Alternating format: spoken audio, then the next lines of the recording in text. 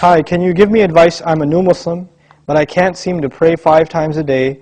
It's because it's been a year now, but does God really even care if I pray 5 times as long as I'm doing good, right? Two things here.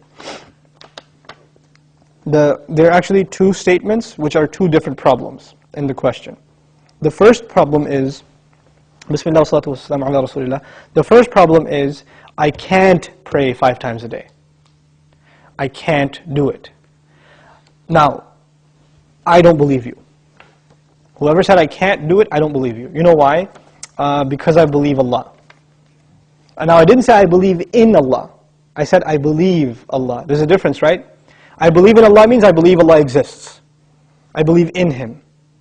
But when I say I believe Allah, it means I believe what He says. He says, subhanahu wa ta'ala, لا يكلف الله نفسا إلا وسعها. Allah does not burden anyone except unless they are able to carry that burden. This is what Allah said. Allah said He does not burden anyone with any responsibility unless they are capable of living up to that burden. This is what He said. You're saying you're not able to live up to a responsibility that Allah gave you. Isn't that true? You're saying, I can't pray 5 times. It's too much. And Allah is saying, yes, you can. So I have a choice between believing you and believing Allah. And perhaps, if you didn't realize this, maybe you're lying to yourself.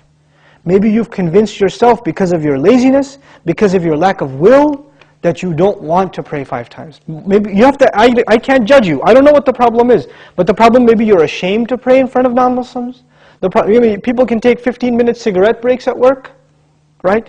They can take a break and just go hang out, do whatever. You can't pray 5 times a day. SubhanAllah.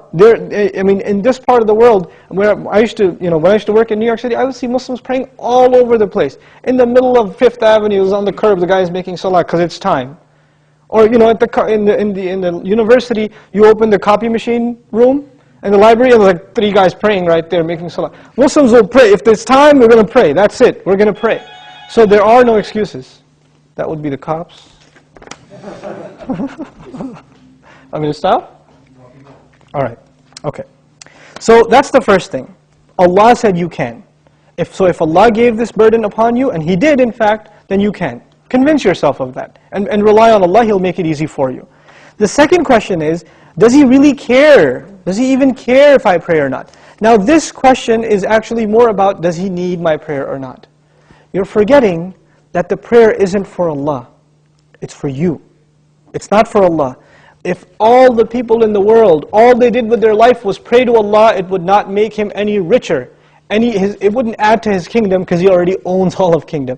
And if no one mentioned Allah ever again, it doesn't diminish His dominion, His kingdom, His glory in any way. He doesn't need us. We need Him.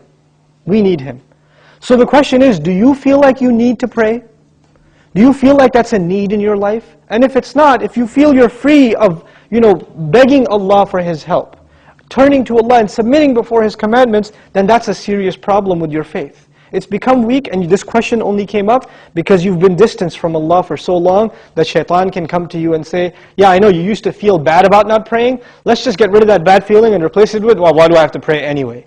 That's the next phase of that disease. The first part was, at least it was diagnosed, but at least you had some bad feeling. Guilt was still there. That's a gift from Allah. When that guilt even goes away and you say, Allah doesn't need my prayer, it's all good.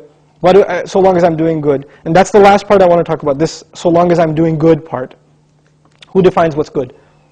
There are 2 kinds of good in this world. Please remember this, okay? There are 2 kinds of good. There's ethical good. I'm good to my neighbor. I'm honest at work. I'm nice to people. I don't steal. I don't cheat. These are ethics, basic ethics, right? That everybody, I tell the truth. I'm honest. I pay my taxes, blah, blah, blah. These are ethical truths, okay? And I'm honest in business. Then there are religious goods. I go to Hajj.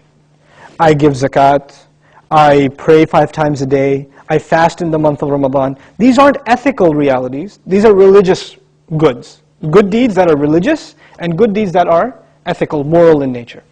What happens a lot of times with Muslims and with non-Muslims, especially it happens with Muslims, is that we make a distinction between these 2 things. So in the Muslim world, you will find people that are morally good. They're nice to their family, they take care of their kids, they're responsible in the household, they're nice to their neighbors, they're honest at work, good people. But guess what? No religion. I don't need religion to be good, is what they say.